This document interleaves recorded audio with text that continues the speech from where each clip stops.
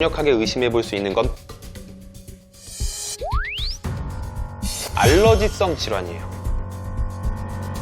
지금 발도 앓고 있고 사타구니 쪽도 조금 붉은기도 좀 있고 피부 병변도 있으니까 알러지를 의심해 봐야 되는데 진료 한번 받아보신 적 있으세요? 이 행동으로?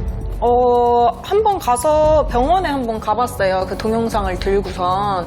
그런데 잘 모르시는 것 같아가지고 그냥 뭐 소양감 때문에 그런 거 아닐까 그냥 그렇게만 하셔가지고 약 처방을 받았는데 별로 효과가 하나도 없었어요.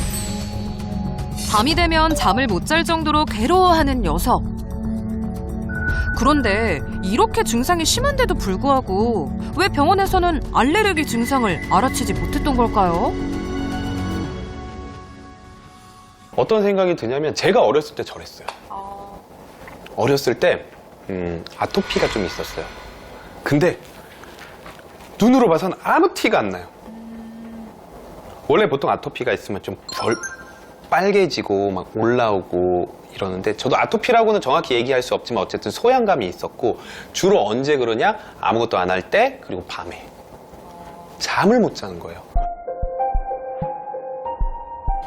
해리의 경우 심한 가려움증을 보이는데도 불구하고 피부에는 직접적인 증상이 나타나지 않아서 정확한 진단이 쉽지 않았을 거라는데요.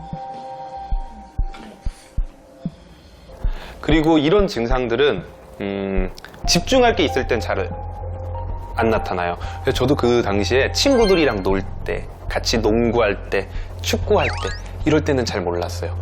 근데 이제 집에 와서 모든 일과가 끝나고 아무것도 안 할 때 소리도 안 들려, TV 소리도 안 들리고 이제 나 혼자만의 시간, 어떠한 자극이 없을 때 그럴 때 훨씬 더 강하게 느껴지기 시작해요. 그런 가려움증들이. 그런데 말입니다. 아직도 풀리지 않은 한 가지 의문점이 있습니다. 해리의 요상한 자세는 무엇을 의미하는지 좀 더 알아봐야겠습니다. 문제 행동의 원인이 알레르기라고 해도 하필 왜 이런 자세로 생식기를 비비는 걸까요? 이게 많은 분들이 보면서 쟤 뭐야 막 웃겨 아니면 뭐야 쟤 막 성적인 행동 아니야 이렇게 생각을 하지만 웃긴 게 아니라 좀 안타까워 보이는 거죠. 어떤 점이 안타깝다는 거죠?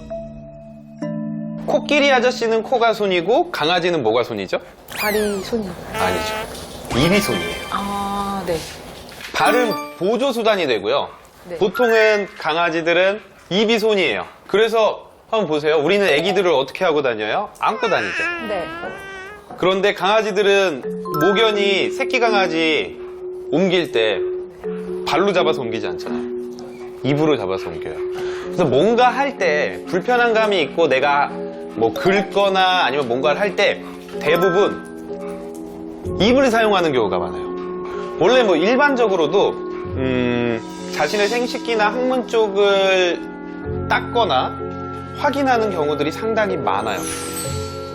아, 그러고 보니 다른 개들은 이렇게 해리와는 다르게 고개를 숙여서 입으로 생식기를 할곤 하는데요. 프렌치 불독이 이런 행동을 하는 아이들이 많아요. 네, 맞아요. 근데 그게 왜 그러냐면 입이 잘 안 닿아요. 근데 지금 우선은 첫 번째로 코가 짧죠. 코가 거의 없어요. 코가 짧아서 내가 이렇게 거기다 목도 짧아. 근데 여긴 두꺼워. 유연성은 떨어져요. 그러니까 내 걸 확인하려고 해도 내가 입으로 뭔가 해결하려고도 안 되는 거예요. 그렇지. 자기 발로 지금 나의 불편함을 해결하려고 하고 있는 중인 거죠. 드디어 밝혀진 해리의 비밀. 실제로 검사를 진행하는 과정에서도 해리가 특이한 자세로 생식기를 만질 수밖에 없던 이유를 확인할 수 있었는데요. 조금 특이성이긴 한데 우리가 일반적으로 척추는 이렇게 직사각형 모양을 가지고 있는 게 일반적이에요. 근데 여기 가다 보면 여기 보면 마름모 모양의 척추들이 보이죠. 여기도 보이고.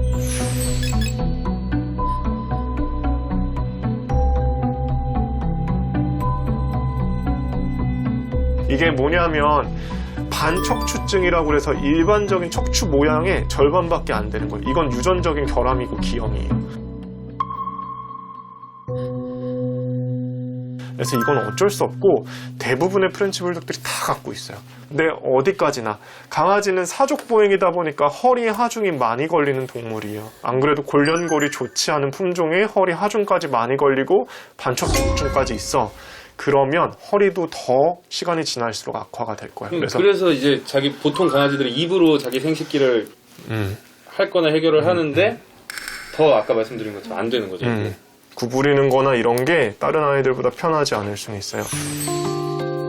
가려운 증상이 있어도 프렌치 불독의 신체적 특성상 생식기에 입이 잘 닿지 않기 때문에 해리는 어쩔 수 없이 입 대신 발을 사용해 불편을 해소해왔던 건데요.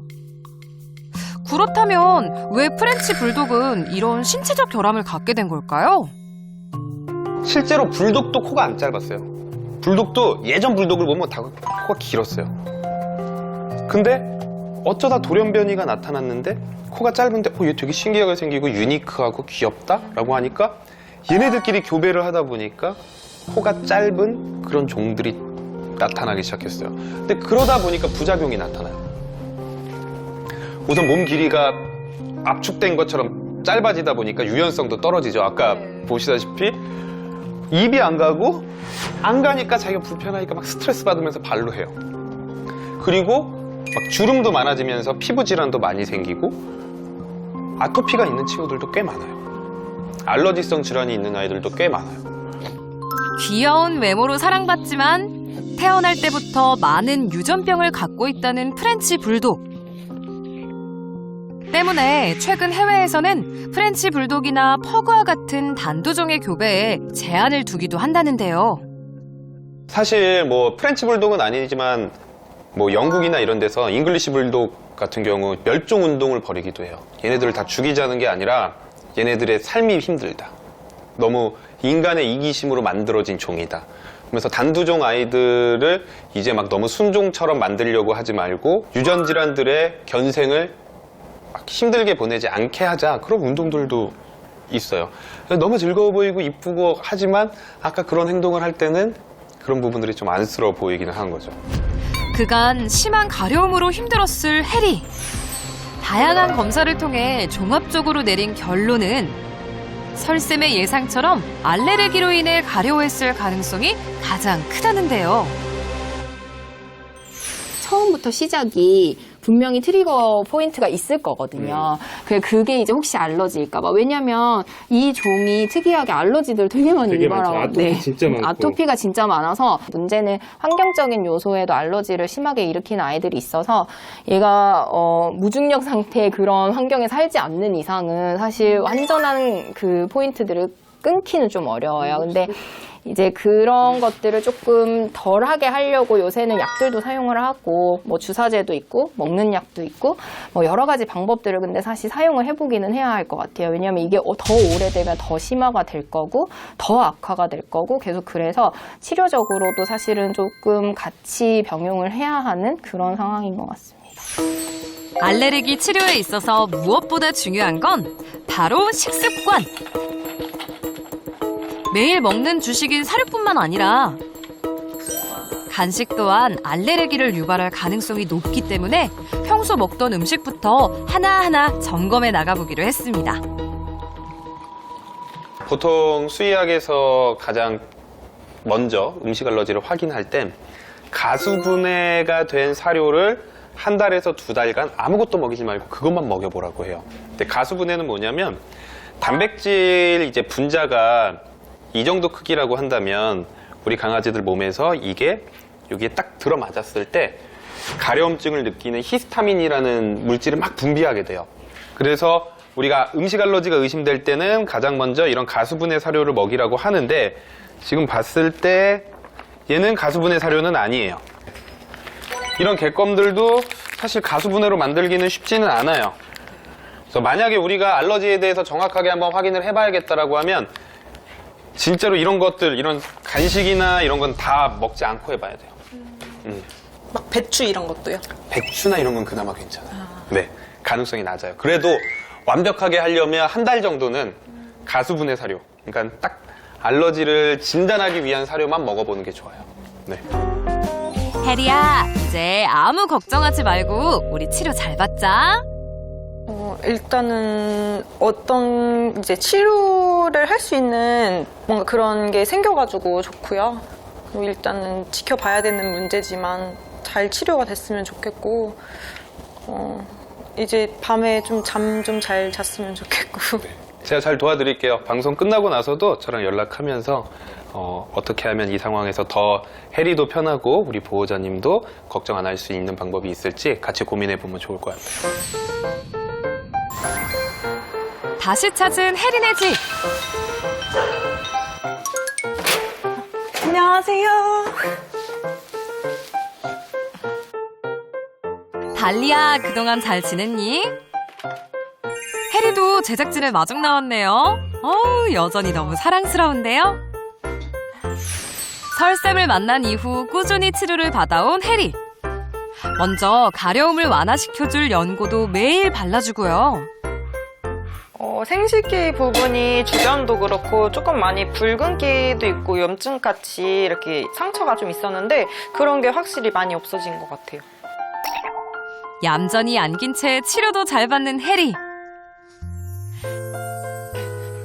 해리의 식사 또한 신경 써서 챙기고 있는 것은 물론 설쌤에게 처방받은 약도 잊지 않고 열심히 먹이고 있답니다. 알레르기와 염증으로 인한 가려움을 줄이는데 도움을 주는 약이라는데요. 보호자님, 그동안 해리에게 변화가 좀 있었나요?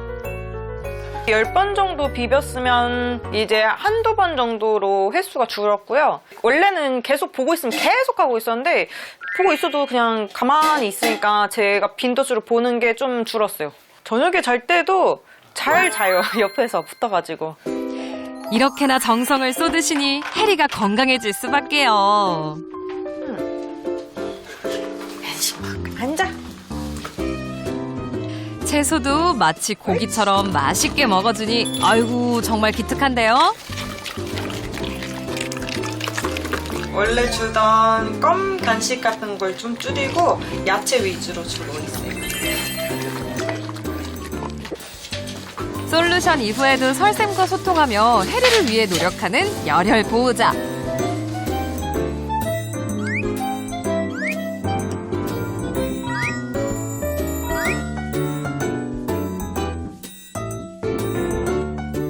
이제 그 이상 행동도 많이 줄어서 편안히 쉴 때는 쉬고 놀 때는 놀았으면 좋겠어요. 저희가 이제 올 봄부터 이제 캠핑을 이제 준비하고 있거든요. 이제 애들이랑 이제 좋은 추억도 많이 만들 거라 그냥 달리랑 오래오래 같이 저희랑 이제 오래오래 지냈으면 좋겠습니다. 해리야, 지금처럼 앞으로도 치료 잘 받아서 꼭 가족들이랑 캠핑 가는 거다. 알았지? 앞으로도 해리네 가족 모두 건강하시고요. 늘 행복한 일만 있길 바랄게요. 수문아! 갖고 와!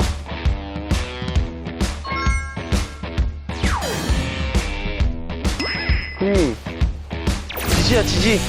해.